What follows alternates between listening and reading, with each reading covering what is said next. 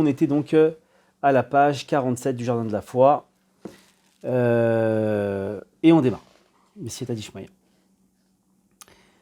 Le Créateur n'a rien à faire des artifices et des excès d'efforts des hommes. Comme il est écrit dans le psaume 147, il ne prend point plaisir à la vigueur du cheval et il ne tient pas à l'agilité de l'homme. Ce qu'il aime, ce sont ses adorateurs, ceux qui ont foi en sa bonté. Alors, en d'autres termes, Hachem n'a rien à faire des exploits de tes chevaux, de la puissance naturelle, de la technologie, etc. Il n'a rien à faire non plus de la force de tes cuisses, de ta position forte dans les tribulations de la vie. Hachem veut que tu le pries et que tu le craignes et espères en sa bonté. Alors, attendez, visiblement, il y a un levage de main. Qu'est-ce qui se passe ? Alors, s'il y a des questions, n'hésitez pas à aller. N'oubliez pas de couper les micros, évidemment. Et n'hésitez pas, il y a une main levée. Alors, j'écoute la main levée. Est-ce que vous voulez participer par le micro ou à travers le chat ?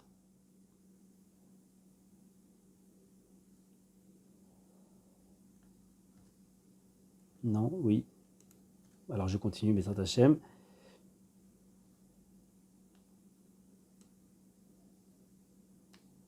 Ok, bon, je continue. Si vous avez quelque chose, vous me le dites. Ok, on y va. Donc, on voit de là que Bessiata d'Ishmaïa, que Hachem, il veut une seule chose. Il veut pas qu'on soit fort, qu'on réussisse, etc. Ce qui l'intéresse, lui, Hachem, c'est qu'on le prie et on se connecte à lui. En parlant à son créateur à tout propos, l'homme s'habitue à croire en lui et à le voir en tout moment. On l'avait dit, une chose très très importante, que le fait de tout simplement parler au créateur, parler à Hachem, va faire que, et c'est une règle dont on avait déjà parlé, mais c'est important de le redire, quand je parle à quelqu'un, je considère que quand on parle d'une personne, évidemment, et ça, c'est valable évidemment pour Hachem, quand je parle à une personne, évidemment, ça veut dire que je crois qu'elle existe. Sinon, personne ne parlerait au mur. Une personne normalement constituée, elle ne va pas parler à un mur, elle ne va pas parler à une bouteille, elle ne va pas parler à un ordinateur. Elle va parler, sauf moi qui suis en train de le faire là maintenant pour le live, mais voilà. Donc, ce qui est important, c'est tout simplement de comprendre que quand on lui parle à Hachem, alors c'est la preuve, encore une fois, c'est le certificat qu'on croit qu'il est là. Au passage, si vous avez il y a des problèmes de son ou de décalage ou quoi au caisse, dites-le moi, parce que moi, je n'ai pas de retour. Alors, attendez.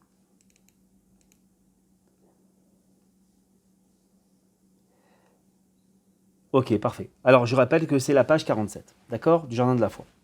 Donc, on continue, Bessiata d'Ishmaïa. Donc, ensuite, on le remercie et on le loue pour chaque détail de sa vie, sans qu'il y soit forcé par l'arrivée des tourments et des souffrances. Règle absolue, on n'attend jamais le dernier moment, on va en parler, je crois, après, Hachem va en parler après, mais on n'attend jamais le dernier moment pour commencer à s'intéresser aux souffrances que l'on vit, à chercher pourquoi il y a ces souffrances et à trouver une solution à cela. D'accord ? Parce qu'il y a une règle, et je pense qu'il va en parler après, que les choses arrivent toujours crescendo.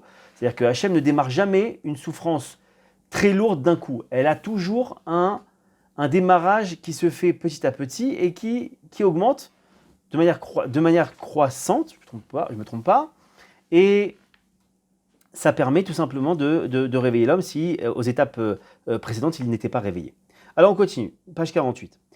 Donc grâce à la foi, non seulement le monde entier prend un sens, mais l'homme peut affronter facilement avec succès toutes les épreuves et difficultés de la vie, la subsistance, la paix du ménage, l'éducation des enfants, les crises spirituelles, etc. En effet, l'homme peut surmonter des crises à travers des situations graves facilement grâce à la foi. Alors avant, je donne une phrase tellement forte de sens, courte mais tellement forte de sens. En hébreu, ça fait « Oemuna o geinam ». Ça veut dire que ou tu as la foi, ou tu es en enfer. Et ceux qui pratiquent la foi, ceux qui l'étudient, ceux qui la vivent, ceux qui prient, etc., comprennent ce que je veux dire. Faites l'expérience dans des situations données, dans des domaines donnés, où à l'époque, vous n'aviez pas travaillé la foi, et maintenant, le niveau que vous avez atteint à travers les cours, à travers l'étude, à travers la lecture, à travers plein de choses, quel niveau vous avez atteint, et vous verrez que vous ne vivez plus, vous n'avez plus cette même approche de l'épreuve, et plus que ça, c'est plus un enfer comme à première vue vous l'aviez il y a quelques années de ça. Aujourd'hui, vous avez une vision qui est plus objective grâce à la foi, d'accord? En vérité, si on réfléchit bien, on s'aperçoit que la foi est la seule force dans le monde qui assiste l'homme continuellement et l'accompagne partout et même après sa mort. Intéressant.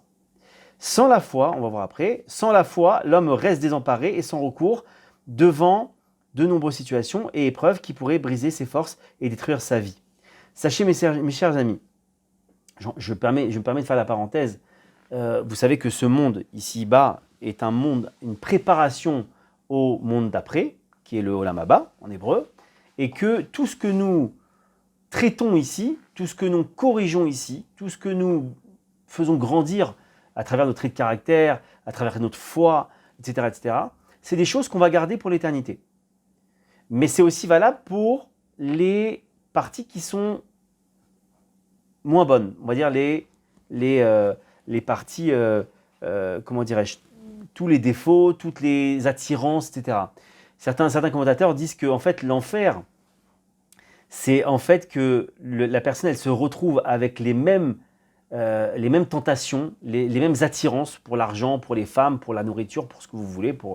Mais en fait, l'enfer, c'est de ne pas pouvoir les assouvir. Puisque là-haut, vous imaginez bien qu'il n'y a pas de nourriture, il n'y a pas de femmes et il n'y a pas d'argent. D'accord? Donc le type qui court après ça, qui en fait son but, c'est une en hébreu on dit ta'ava, j'arrive pas à l'exprimer, mais c'est quelque chose qui est plus fort que lui, il court après, il faut savoir que certains sages disent que l'enfer, c'est justement de ne pas pouvoir les assouvir pour l'éternité. Et ça, c'est très frustrant et c'est pour ça qu'il faut les traiter ici. D'accord? Alors on y va parce que là, c'est un sujet très très important qu'on va maintenant aborder. D'accord? En vérité, donc s'il réfléchit, alors ça je l'ai fait, ok. Donc sans la foi, l'homme reste désemparé et sans secours devant de nombreuses situations et épreuves qui pourraient briser ses forces et détruire sa vie. Sachez au passage, j'ai peut-être redit cette phrase, mais sachez au passage que le premier signe qu'on a lorsque le premier signe pour savoir si on n'a pas la foi, c'est lorsqu'on tombe dans le désespoir. Le désespoir, c'est comme et on va parler juste après, le désespoir, c'est comme un baromètre de la foi. Ça nous dit tout de suite où est-ce qu'on en est dans la foi. Dès qu'on rentre dans le désespoir, face à une situation, face à une personne, face à tout, alors ça veut dire qu'on n'est plus déjà dans la foi. D'accord? Maintenant, je vais répondre juste à la question qui vient d'apparaître. Alors, bon, elle a été mise sur tout le monde, d'accord? Donc bonjour Rav. Mais est-ce que c'est un échec dans la foi d'avoir les premières minutes de l'épreuve, un manque de foi, si par la suite on se ressaisit? La cavode. C'est pas du tout un échec. Nous ne sommes pas des anges. D'accord? C'est une règle de base. Donc l'échec, c'est au contraire quand on ne s'est pas battu. Mais au démarrage, c'est toujours un démarrage entre guillemets compliqué et difficile. Maintenant, ce qu'il faut savoir, c'est que, au contraire, c'est dur pour tout le monde. C'est d'atteindre le niveau de tout de suite mettre les lunettes de la foi face à une épreuve. Alors, j'ai presque envie de vous dire, c'est impossible. Pourquoi? Parce que l'épreuve, elle est là pour nous mettre face à nos responsabilités, à nos manques en foi. Donc, si le type, il arrive à mettre les lunettes de la foi tout de suite dans l'épreuve, c'est que ça n'en est pas une, clairement. Puisque une épreuve, si vous voulez, c'est parce que justement, j'ai pris dernièrement cette image, mais elle est très très parlante et je voulais la partager ce soir avec vous. Vous savez, imaginez maintenant que y a un professeur comme ça, qui a un don extraordinaire, ou un don en tout cas assez fou. Il arrive à savoir, sans parler avec ses élèves, sans les tester, sans quoi, à savoir que quel élève a une difficulté, a une lacune, est faible, on va dire ça comme ça, dans une matière. Ça peut être l'histoire géo, ça peut être les maths, ça peut être le français, ça peut être l'orthographe, ça peut être ce que vous voulez, d'accord? Bon. Lui, sa force à ce professeur, c'est qu'il sait où est-ce qu'il y a une lacune chez un élève. Et qu'est-ce qu'il fait, ce professeur? De manière bizarre, tous les jours, il fait des contrôles surprises à chaque élève, un contrôle différent. Et le contrôle porte sur quoi? Sur la matière précisément où il est très faible. Alors, tous les élèves ne comprennent pas, ils prennent ce prof pour un bourreau. Comment il peut faire ça? C'est honteux. Et évidemment, les notes catastrophiques pleuvent. On a des 0, des 5, des 3, des 2, c'est une catastrophe. Et les élèves, à chaque fois que le professeur rentre dans la classe, ils tremblent, ils se disent « mais c'est pas possible, qu'est-ce qu'il va me faire aujourd'hui ?» Et chaque jour, c'est un contrôle nouveau. Et évidemment, c'est toujours sur la matière où ils sont faibles. Maintenant, il faut comprendre une chose. Ce professeur-là, c'est quoi son intention au final? Ce professeur-là, il veut tout simplement que les élèves... Alors, les élèves, il y a deux visions de la chose qu'on peut avoir. La première, c'est de se dire que ce professeur-là, c'est un sadique, pas un sadique, un sadique, et il essaye il triture à travers le don qu'il a, il triture les élèves, il veut leur en faire baver parce qu'il connaît leurs faiblesses, etc., etc. Maintenant, il y a une autre approche qu'on peut avoir. Ce professeur-là, il sait que ses élèves, ils ont une lacune, et en fait, quand il les met face à un contrôle, son but, c'est qu'en fait, il se réveille sur sa lacune. Il commence à bosser. C'est-à-dire qu'après ce 3 sur 20 qu'il a eu, le type, en maths, parce que c'était une lacune, et ben, ce qu'il voudrait, le professeur, le rêve du professeur, ce serait quoi? Ben, c'est que les types, ils se disent « Ah, j'ai eu 3 sur 20. Bon, la prochaine fois, tu sais quoi? J'ai vu sur quoi je me suis trompé, je vais travailler plus et je vais prendre cette matière à bras-le-corps pour la travailler, pour devenir un expert en la matière. » Vous avez compris, c'est une image. Maintenant, ce professeur, c'est Hachem. Tous les jours, il nous envoie des épreuves. Là où on est faible, deux réactions s'offrent à nous. La première réaction, c'est de dire « j'en ai marre, c'est toujours ça, et dans ce domaine-là, j'en peux plus, et c'est de l'acharnement, et ça me lâche pas, et que ce soit dans le couple, dans l'argent, dans ce que vous voulez. » Mais en fait, c'est complètement différent l'approche qu'on doit avoir, la vision d'Hachem qu'on doit avoir. La vision d'Hachem, elle doit être simple. Hachem veut nous réveiller sur une lacune qu'on a et qu'on croyait pas. Maintenant, cette lacune-là, il ne veut pas qu'on désespère dessus. Il veut qu'on se prenne en main, qu'on travaille, qu'on prie, qu'on demande notre aide et qu'après ça, on grandisse et on se connecte. Et après, comme ce professeur qui arrive finalement à voir la lacune et qui interrogeait que sur la lacune, finalement, quand la lacune, elle n'est plus là, le professeur n'interroge plus sur cette matière où il y avait une lacune qui est maintenant comblée. Et bien, c'est exactement ce qui se passe avec Hachem, mes chers amis. J'espère que vous avez bien compris ça parce que c'est fondamental. Donc, il faut comprendre que l'épreuve dans la vie d'un homme, l'épreuve, c'est simplement un zoom que fait Hachem sur un focus que fait Hachem sur un manque de foi dans un domaine précis, dans un scénario précis. La seule réaction qu'on doit avoir, c'est « Ok Hachem, je relève le défi. Tu m'as dit dans ce domaine-là, tu m'envoies une épreuve. » Et finalement, c'est vrai, j'ai qu'à regarder ma réaction. J'ai une espèce de détachement comme ça. J'ai un détachement, je commence à comprendre qu'est-ce qui se passe. Ah tiens, je vois que là, je commence à rentrer en dépression. Là, je commence à croire les autres qui qui m'annoncent des choses, etc.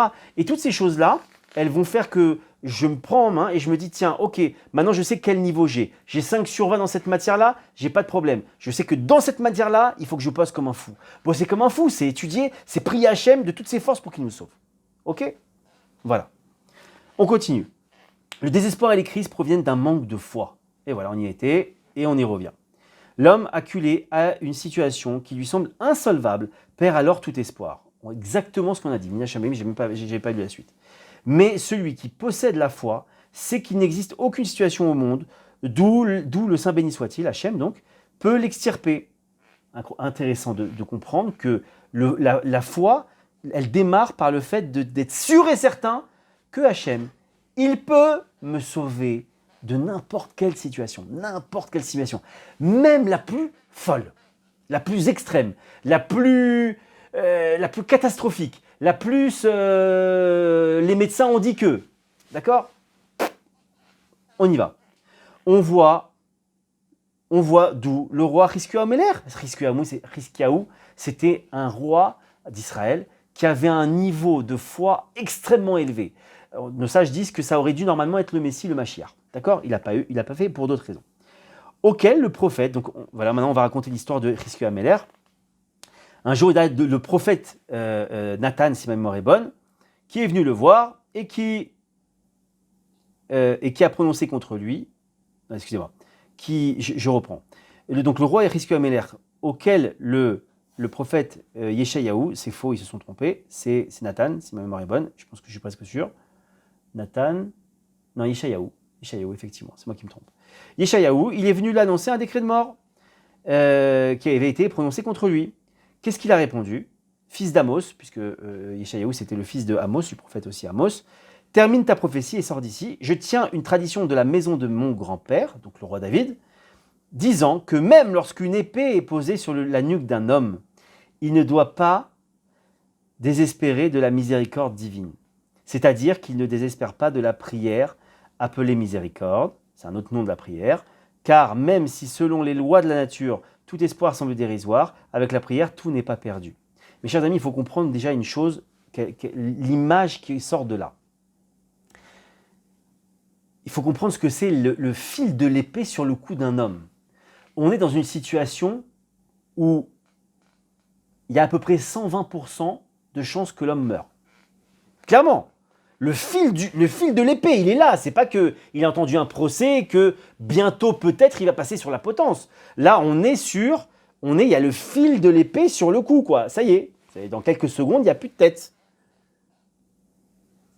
Et on nous dit, même là, c'est fini, quoi. C'est-à-dire que si on prenait une photo et qu'on la montrait au monde entier par Google, et on dit, mes chers amis, sondage du monde, qu'est-ce que vous en pensez? Cet homme va-t-il mourir ou pas? 120% des gens diront, bien sûr qu'il va mourir, c'est fini pour lui. Eh bien nous, on a une tradition du roi David qui nous dit, eh ben non, tu peux t'en sortir. Il y a encore une chance que tu peux t'en sortir. Comment? Par la prière.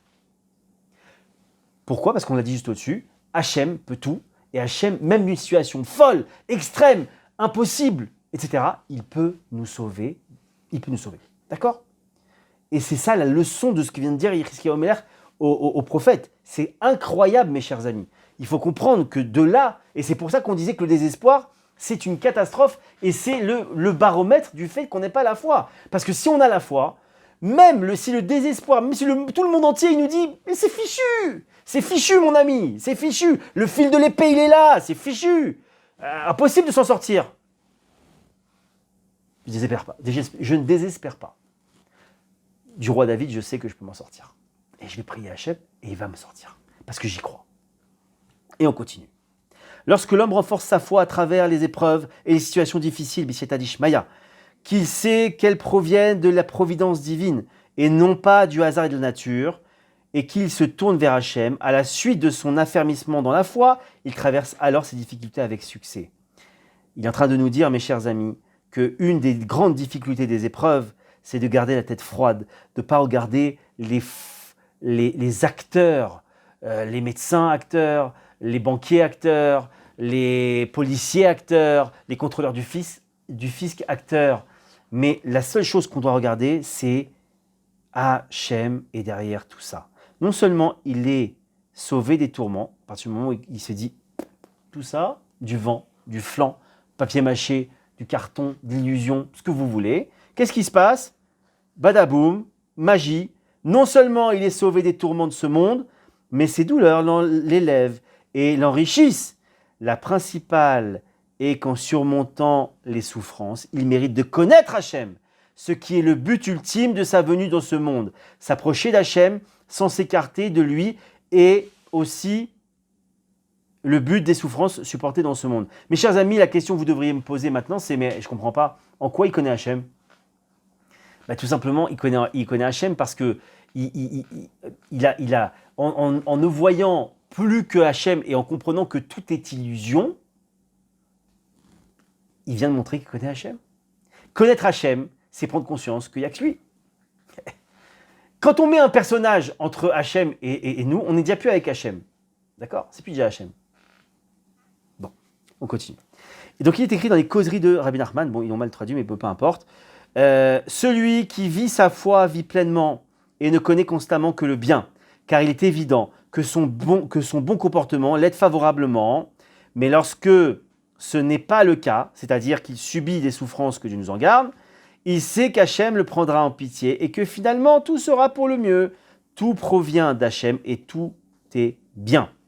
En revanche, et on y va, celui qui n'a pas la foi perd espoir. Tiens, désespoir, on en a parlé tout à l'heure. N'ayant personne pour le consoler. Évidemment, il voit qu'il comptait sur l'un et sur l'autre, et finalement, et le médecin qui lui avait promis que ce traitement allait super bien marcher parce qu'il a marché sur 100 000 personnes, eh ben, pas de chance. Il s'est avéré que sur lui, ça ne marche pas. Ah, comment on fait alors? Et toutes les portes, elles commencent à se fermer, et il comptait sur le médecin, et sur le traitement, et sur son banquier, et sur quelqu'un qui devait lui passer de l'argent alors qu'il lui avait promis, etc. Hop, tout le monde s'évade. Il est alors privé du bien et de la vie. Il vit sans Hachem, béni soit-il, sans providence divine, que Dieu nous en préserve. Mais celui qui vit avec la foi, c'est-à-dire qu'il inclut Hachem dans tout et qui ne voit qu'Hachem dans tout, prend plaisir à vivre, car sa vie est belle et bonne. Pourquoi? Parce que tout simplement, il ne peut plus se faire avoir. D'accord? Il est écrit dans le livre du Zohar, dans Bechukotai, la paracha Bechukotai, 114, Israël est aimé d'Hachem, puisqu'il les réprimande afin qu'ils suivent le droit chemin, comme un père qui aime son fils. Et à travers son amour, il l'empêche à coups de trick de dévier, à gauche ou à droite du droit chemin, comme il est écrit dans la Torah, Hachem châtie celui qu'il aime, tel un père, le fils qui lui est cher. Par contre, Hachem ne réprimande ni ne frappe celui qu'il n'aime pas, celui qu'il méprise. Qu'est-ce que c'est l'inverse de ce que tout le monde pense?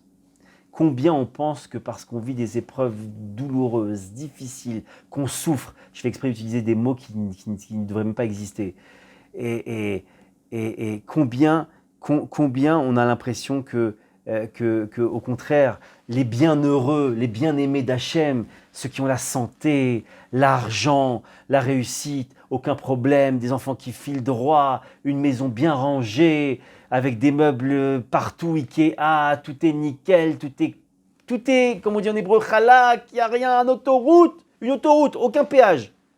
Ah, mais c'est ça, c'est eux qui sont aimés d'Hachem. On ne peut pas me dire que Hachem, il aime ceux qui tapent quand même. Mais c'est fou.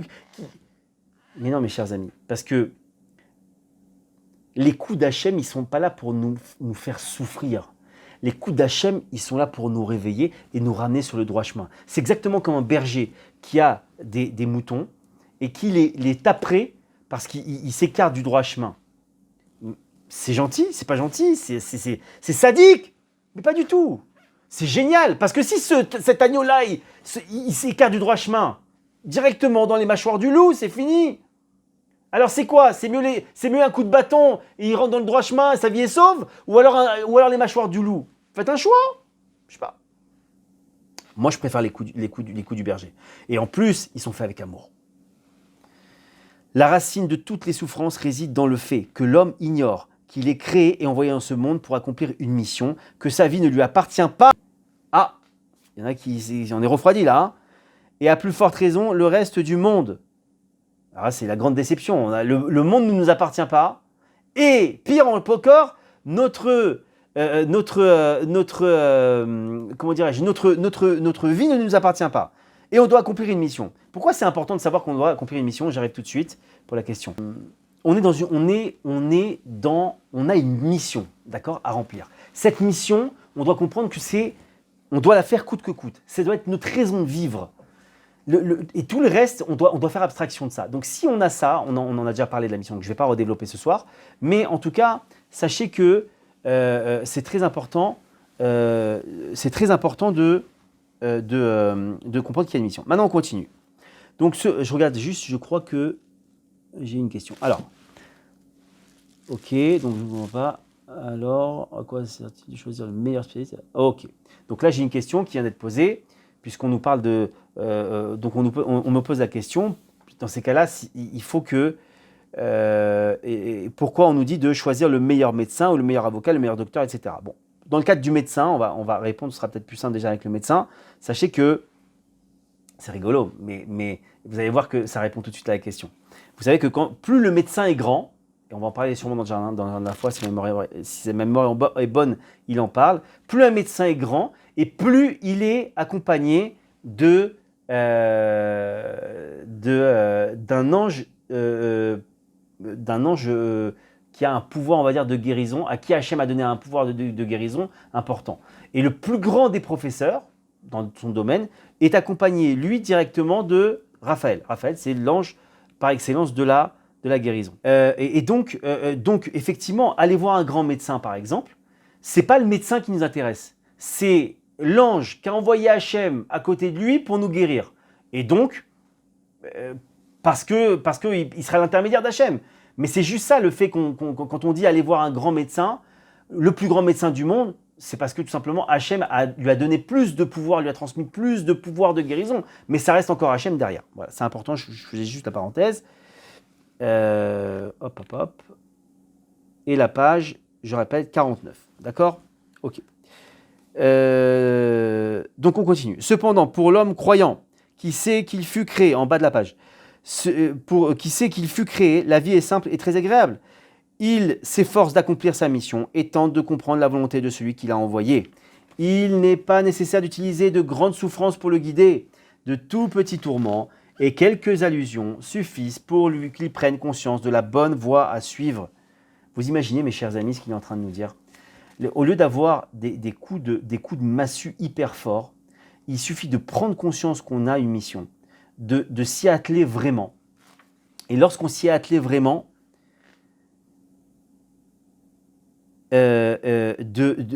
lorsqu'on s'y attelle vraiment, alors Hachem il va utiliser des petites secousses pour nous réveiller.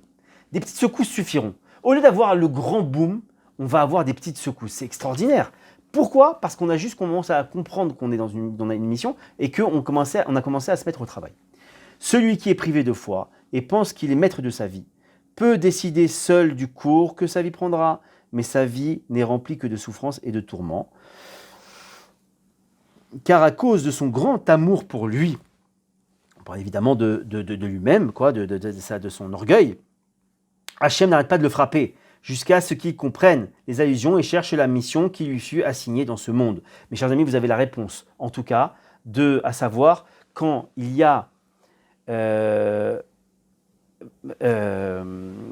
une rafale d'épreuves, d'accord, quand il y a énormément d'épreuves sur une personne, la première réaction, on est en train de le dire là maintenant, la réaction qu'il faut avoir, c'est tout simplement de se réveiller, de se dire « Ah, Hachem, il veut que je comprenne que j'ai une épreuve, que je prenne vraiment cette épreuve au sérieux et que je m'y mette à fond et que, Bezrat Hachem, je puisse y aller. » D'accord? Et c'est comme ça que ça marche.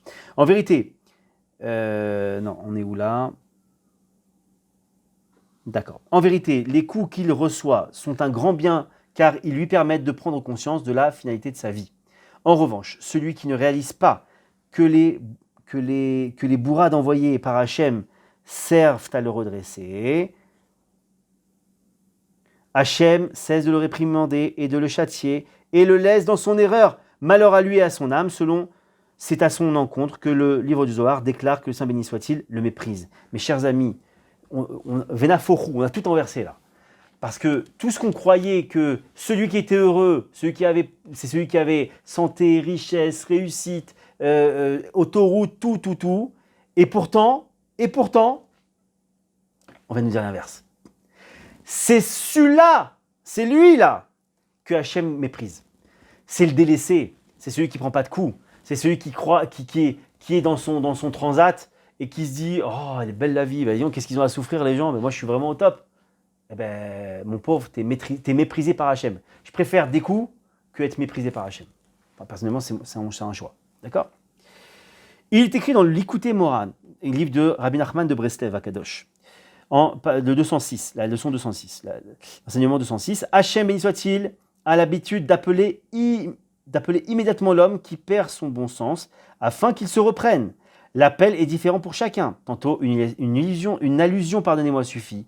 Tantôt un véritable appel, ou bien une bourrade et des coups sont nécessaires. Nos sages de mémoire bénis ont enseigné, très très bel enseignement dans le Midrash Mishlei, une allusion suffit aux sages, mais on doit frapper le seau avec une pierre. D'accord? Le seau, c'est-à-dire celui qui ne veut pas prendre conscience des choses, eh bien tout simplement, Hachem, dans sa grande bonté, il le réveille très fort. D'accord? Mais après ce très fort, il faut comprendre. Ok, tu veux pas travailler, tu veux pas que je te réveille, je te laisse tranquille, il n'y a pas de problème, dors, fais grasse mat, va pas à l'école. Mais t'étonnes pas si t'es illettré, t'étonnes pas si t'as pas de métier, je te laisse, il n'y a pas de problème, d'accord? Donc il est écrit dans le Likutei Moharan, donc on l'a dit, d'accord? Donc par conséquent, les pires insuffisances sont utiles à l'homme. Seul le Créateur sait quel parcours l'homme doit emprunter, quel but il doit atteindre, même si cela est caché à l'homme. Il arrive parfois qu'Hachem doive briser le projet de l'homme et bloquer la voie où il s'engage, afin de l'obliger de s'orienter dans la bonne direction et qu'il ne se perde pas. Mes chers amis, très important. On voit de là que Hachem, c'est pas nos plans qu'on doit, c'est pas Hachem qui doit plier devant nos plans. C'est nous qui devons. Le devoir de l'homme consiste à reconnaître à travers toutes les péripéties qu'il traverse ce qu'Hachem attend de lui. Quel est le sens des signes? Vers quel but est conduit? Il est conduit, pardonnez-moi. Mais même si cela semble souvent une privation, une souffrance, et même s'il sent qu'on détruit son univers. En vérité, cette privation est une perfection, car cette lacune est la seule façon d'atteindre le but supérieur pour lequel il fut créé, la vie éternelle, le bonheur authentique, pourvu qu'il accepte avec foi. Donc mes chers amis, il faut comprendre que Hachem, il est en train de il nous amène, j'ai presque envie de gré ou de force. Il faut vraiment ne pas chercher à mettre notre chorma, notre intelligence dans les difficultés qu'on vit. Il faut comprendre que Hachem, il veut notre bien, que Hachem, comme souvent le Rav Arush, il utilise comme image, c'est le chauffeur, d'accord? C'est le chauffeur du bus. Il sait où il va, il sait comment nous amener à la station où on doit arriver, et vous inquiétez pas, il ne se trompe pas de route, on n'est pas plus intelligent que lui, et on ne sait pas mieux que lui, d'accord? Donc, il faut avoir confiance, c'est ce qu'on appelle le bitachon. Hachem, c'est cette espèce de confiance où on est un petit peu, c'est comme si je vous disais que vous allez marcher dans le vide comme ça, et il faut avoir confiance. Hachem, il va mettre une corde, il va mettre un truc, mais il faut y aller, il faut avoir confiance, d'accord? Il ressort que lorsque l'homme tente de réussir dans la vie, il se tourne à droite. Hachem bloque la voie, et il se tourne à gauche, et il empêche de continuer. Sans la foi, cet homme risque de devenir très aigri et pensant qu'il ne réussit pas dans la vie, quoi qu'il fasse. Mais grâce à la foi, il ne sera pas troublé pour autant. Il comprendra que le manque de réussite est aussi pour son bien et il tentera de découvrir quelle voie et quelle direction on veut qu'il emprunte. Mes chers amis, c'est une règle extrêmement importante et en vérité, c'est une des clés du bonheur. Il y a une chose fondamentale. Ça s'appelle la technique des portes fermées. J'adore cette technique, elle est super. C'est une technique qu'Hachem utilise presque tout le temps. Alors, en fait, la technique des portes fermées, c'est exactement ce qu'on vient de voir là. C'est en fait que Hachem, il bloque des voies pour forcer l'accès à une dernière et une unique voie qui reste. Imaginez que vous avez 10 portes devant vous. Vous essayez d'ouvrir 1, 2, 3, 4, 5, 6, 7, 8, 9 portes. Toutes sont bloquées. Et il n'en reste plus qu'une seule qui est ouverte. Alors, deux solutions. Soit vous comprenez que Mina Shamaim, Hachem me fait ce cadeau extraordinaire. Et cette porte-là, c'est le bien pour moi, c'est le top qu'il y a derrière pour moi. Soit je viens avec ma perceuse, mon truc qui déboulonne, qui dévisse truc pour essayer de démonter les portes là que je pensais qu'il y a un bon truc derrière et je suis là et je tape avec des marteaux, des machins, des trucs. Quelle perte de temps. Premièrement, pourquoi c'est une grosse perte de temps? Parce qu'on est en train d'essayer de déboulonner une porte que Hachem a installée. Est-ce que vous croyez clairement, est-ce que c'est possible de déboulonner une porte qu'Hachem a mis en place? Impossible. Impossible. Pourquoi? Parce que c'est Hachem, premièrement. Deuxièmement, parce qu'il a fait en sorte qu'elle soit suffisamment forte pour tenir, pour qu'on soit obligé de prendre la porte top pour nous. La porte top pour nous, elle n'est pas toujours la porte top qu'on avait espérée. Mais ça, Hachem, il sait pourquoi? Pour notre mission, souvenez-vous. D'accord? Ok. Ainsi, donc, il méritera d'atteindre son but, on a dit, remplir sa mission dans ce monde et parvenir à la plénitude. Tout ceci avec facilité, simplicité et bienveillance. Il lui sera plus facile qu'à un autre d'emprunter le droit chemin et il sera plus attentif et éveillé à toute allusion. C'est ce qu'on a dit il y a quelques instants avec les portes. En revanche, celui qui est privé de foi est pressé, désorienté, obstiné et il est presque impossible de le rectifier. Il est là avec son marteau, il ne veut entendre que ça. Je veux cette porte, je vais la démonter, je vais en faire des trucs et je veux passer par cette porte. Celle qui est bloquée, évidemment. D'accord? Bon. Il n'est pas nécessaire de frapper un enfant qui écoute. Un geste ou un mot suffisent pour qu'il s'oriente dans la bonne direction.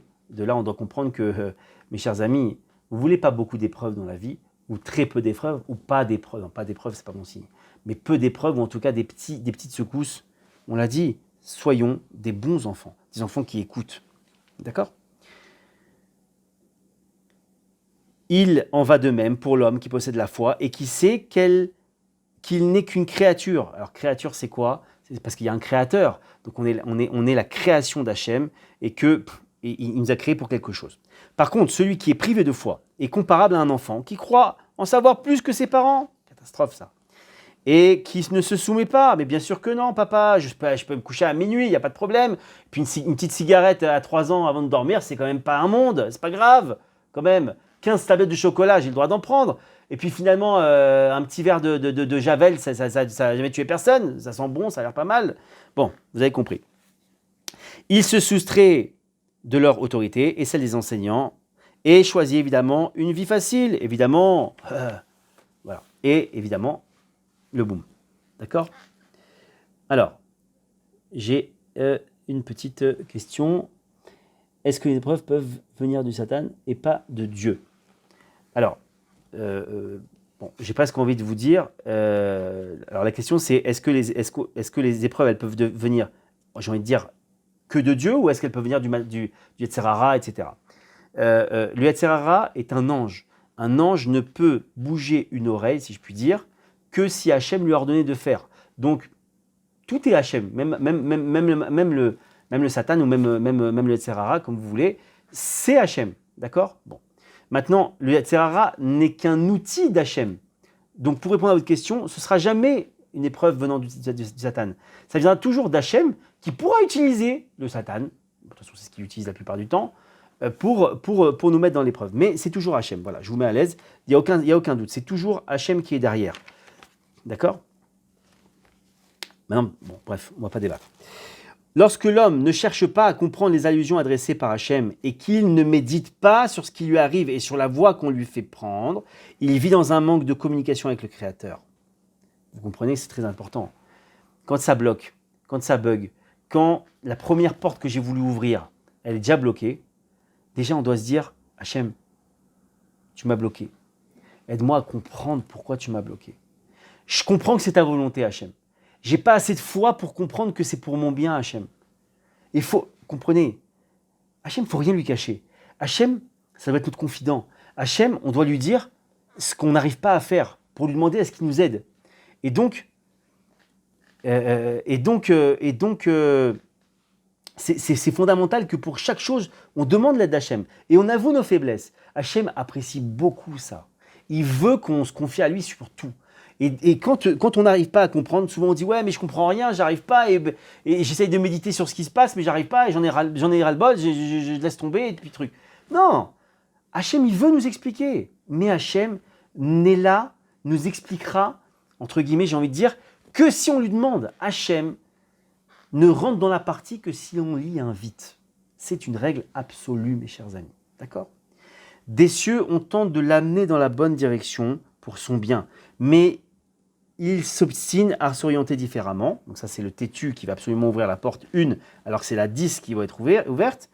Une nouvelle fois, on arrête, on le pince, on le frappe, mais il continue dans sa voie. Il est têtu, il veut cette porte 1. Ainsi vit-il sa vie avec difficulté et amertume, et dans l'amertume, pardonnez-moi, puis il s'étonne que rien ne marche pour lui. Eh oui, il passe ses journées à essayer de déboulonner cette fichue porte 1, et donc il a passé donc le chrono passe, et puis 120 ans arrive, et il dit « Ah, c'est fini ? Ah, ok. Alors quoi ? Ah, fallait pas que je déboulonne la porte 1. 120 ans pour déboulonner une porte qu'il fallait pas que je déboulonne. Fallait que je passe par la porte 10, et j'aurais continué des super trucs. Ah, d'accord. Et voilà. C'est bien, hein ? Celui qui s'entête à poursuivre ses désirs contre la Torah est enclin à recevoir des coups très durs. Mes chers amis, des coups plus durs contre la Torah. Car il n'est pas en contact avec la volonté divine. Et oui, le plan divin, le code civil, le code, c'est une insulte, pardonne-moi Hachem de dire que c'est un code civil de ta Torah, mais on va dire que le plan du monde, le plan de ce que veut Hachem, le mode d'emploi, j'ai envie de dire comme ça, c'est la Torah. D'accord ? Donc, celui qui veut avoir une map, un Google Map, les Avdil, eh bien, il faut tout simplement suivre la Torah. Il se contente toujours de satisfaire, vous êtes pardonné, il n'y a aucun problème. il se contente toujours de satisfaire ses appétits et de poursuivre ses illusions, pardonnez-moi. Donc lui, il est dans son trip. C'est parce qu'il est entièrement absorbé par la poursuite de ses appétits qu'il ne voit pas qu'on lui fait signe, qu'on lui signifie qu'il n'est pas dans le bon chemin. Oh là là là là là là là là là là, que c'est beau. Et il est donc nécessaire de le secouer vigoureusement pour qu'il réalise qu'il fait fausse route. Ah. C'est pour ça, mes chers amis, que le plus beau cadeau qui peut arriver à un type qui est dans ses affaires, qui pense qu'à construire un empire toute sa vie, c'est de lui amener par exemple la maladie. Quoi, il est fou, Rav Seror est devenu dingo? Non, non, pas du tout. Parce que ce type-là, il est tellement omnubilé par son empire, omnubilé par son argent, omnubilé par son pouvoir, cette quête du pouvoir, qu'il en oublie que Hachem il lui dit mais je t'ai jamais demandé ça, moi. C'est pas ta mission sur Terre. Et alors qu'est-ce qu'il fait Hachem à un moment donné? Il appuie sur le bouton maladie. Et là, tout s'effondre. L'argent ne sert plus à rien. Ou même, j'ai envie de dire, et là Hachem, d'une certaine manière, c'est très intéressant au passage, il a fait exactement la même chose pour le Covid. Il a appuyé sur un bouton et il a mis KO le monde entier. Pourquoi? Ben, facile, pour qu'on se batte, pour qu'on se trouve une autre façon de gagner notre vie. Et puis qu'on se batte pour une autre façon de faire des vacances. Et pour qu'on se batte pour une... Non. Pour qu'on prenne un temps. Pour comprendre qu'on se plante de route. Qu'on fasse un bilan. Est-ce que ce que j'ai fait depuis 20 ans là, et que maintenant il y a un Covid qui vient d'arriver, qu'Hachem il a appuyé sur le bouton, est-ce que je fais le bilan et j'étais sur la bonne voie ou pas? Maintenant que je suis bloqué, que j'ai plus de travail, que j'ai plus de trucs, que j'ai plus que ça à penser. Comme un type qui est hospitalisé. Alors avant, j'ai dit un truc fou, mais qui est très fort. Mes chers amis, la pire chose qu'on peut faire à quelqu'un qui est hospitalisé, c'est lui mettre la télé dans sa chambre. Pourquoi la télé? Hormis que c'est un engin de fou. Mais hormis la télé, même s'il y avait que Nature et Découverte, ou non, Natural Géographie, ou je sais pas quoi, pour les animaux, d'accord? Ok, un truc super cachère, super. Mais quand Hachem il met un type dans un lit d'hôpital, c'est pour quoi faire? Pour qu'il se plaigne? Non. Pour qu'il passe ses journées sur Netflix? Non. Pour qu'il regarde comment un lion il chasse? Non. Pour qu'il arrête sa course folle et qu'il a forcé, il a bloqué sa course folle pour lui dire, regarde mon ami, je veux que maintenant tu comprennes, tu fasses un bilan. T'en es où dans ta mission? Tu fais la mission que je t'ai demandé ou pas? Ou tu es dans ton trip et tu es sur cette porte-là, alors que je t'ai demandé de prendre la porte 10 et que c'est la seule ouverte, etc., etc. Et c'est ça qu'on doit comprendre dans les blocages qu'Hachem nous fait des fois. Hachem, des fois, nous bloque toutes les portes. Et même la 10, elle est bloquée. Mais pourquoi? Parce qu'il attend là, on vient de le dire. Il attend, mes chers amis, qu'on fasse un bilan. Le bilan, c'est est-ce que je suis dans le bon chemin ou pas de ma mission? Voilà. J'en finis là-dessus.